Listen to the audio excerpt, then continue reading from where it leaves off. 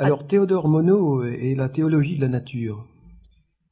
Ah, oui, je me préoccupe beaucoup du sort des créatures, des autres créatures. Nous sommes tous des créatures.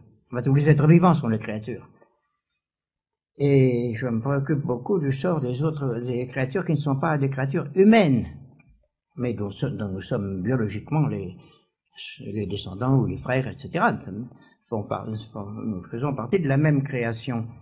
Et vous étiez venu d'ailleurs sur Fréquence Protestante il y a quelque temps pour parler de la société de protection de la nature. La Société nationale de protection de la nature, oui, oui. Et on sait que le sort des animaux est misérable dans les pays prétendus civilisés, même de tradition chrétienne. C'est pas des choses affreuses dans toutes sortes de domaines. Et alors ceci doit ouvrir une réflexion devrait ouvrir une réflexion chez les théologiens. Parce qu'au fond, si nous faisons partie d'une même création, si nous sommes frères de ces êtres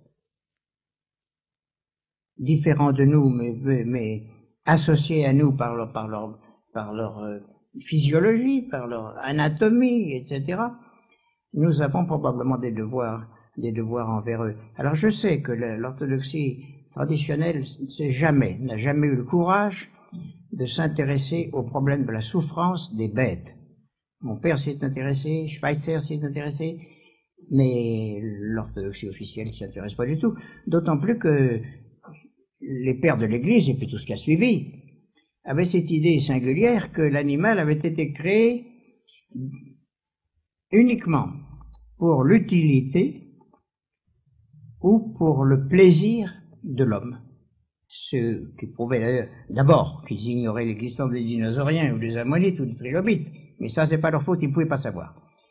Mais d'autre part, ça prouve aussi qu'ils n'avaient jamais pensé au fait que le ver solitaire n'a pas été nécessairement créé pour l'utilité ou même le plaisir de l'homme. Non, c'est autre chose. Ce sont des êtres qui ont suivi d'autres voies à l'intérieur de cette gigantesque aventure de l'évolution biologique.